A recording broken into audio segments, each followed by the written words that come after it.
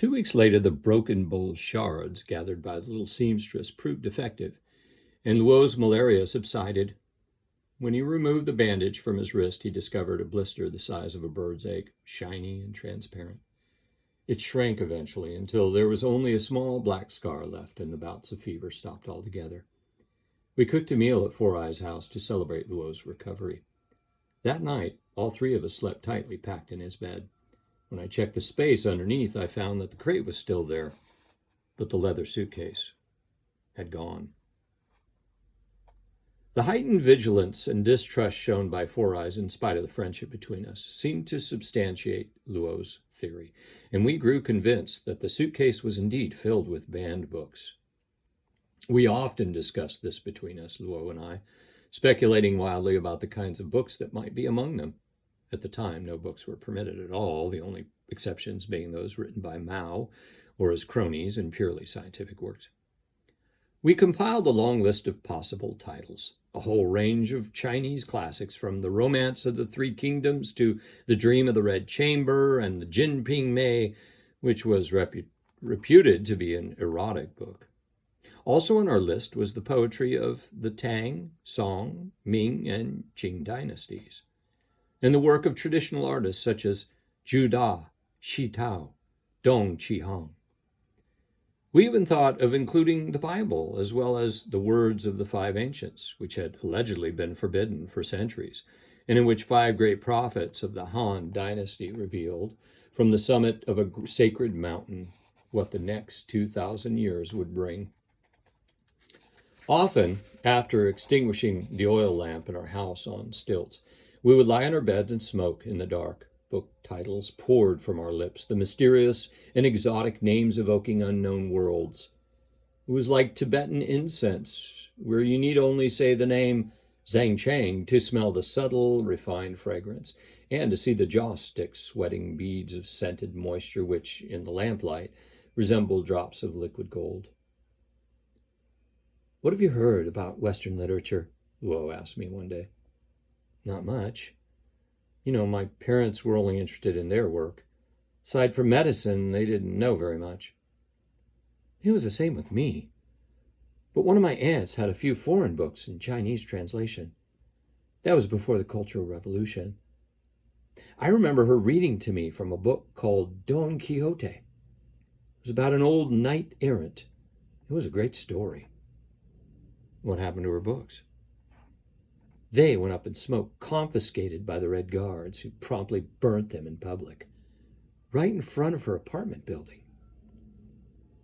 For the next few minutes, we puffed on our cigarettes in the dark, despondently and without speaking. All this talk of literature was getting me down. We'd been so unlucky.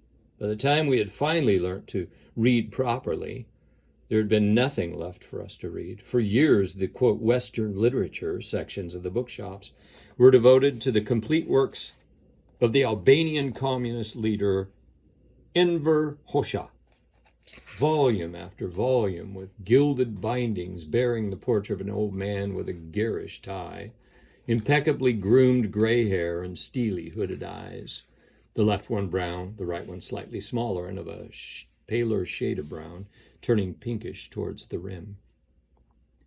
"What made you think of Western literature?" I asked Luo. "Well, I was just wondering.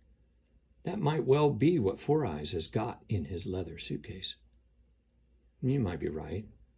What with his father being a writer and his mother a poet, they must have had plenty of books at home, just as there were lots of books about Western medicine in your house and mine. But how on earth could a whole suitcaseful have escaped the notice of the Red Guards? Perhaps his parents had the sense to hide them in time.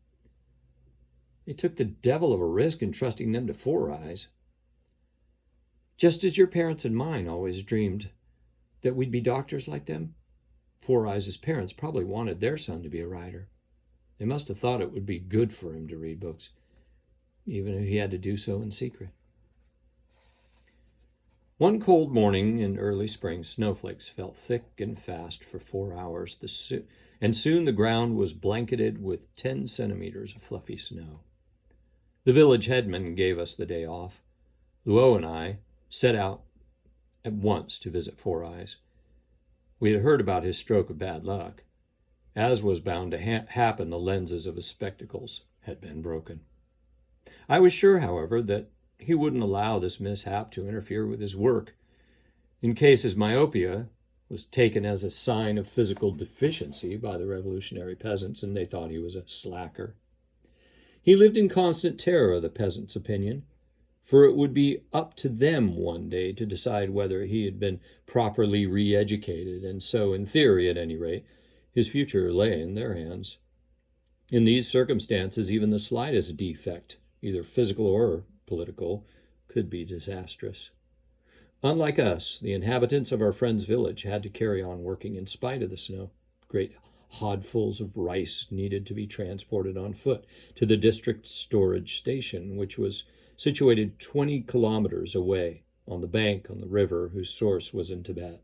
It was time for the annual village tax contribution, and the headman had divided the total weight of rice by the number of villagers, each one being charged with carrying about 60 kilos. We arrived to find Four Eyes, filling his hod in readiness for the journey to the rice station. We threw some snowballs at him, but he looked all around without seeing us. Without his spectacles, his goggle eyes reminded me of the dull, dazed look of a Pekingese dog. He seemed quite lost and stricken even before he had hoisted the hod of rice onto his back. "You're mad," Luo said to him. "Without your glasses, you won't be able to manage that mountain path." "I've written to my mother. She's going to send me a new pair as soon as possible. But I can't sit and do nothing till they arrive. I've got to work. That's what I'm here for. At least that's what the headman tells me." He talked very rapidly, as if he had no time to waste on us. "Wait," Luo said. "I've got an idea. We'll help you carry your hod to the rice station, and when we get back, you can lend us some of those books you've got hidden in your suitcase. How's that for a deal?" "To hell with you," growled Four Eyes. "I don't know what you're talking about. I haven't got any books hidden away." Spluttering with anger, he hoisted the heavy burden onto his back and set off.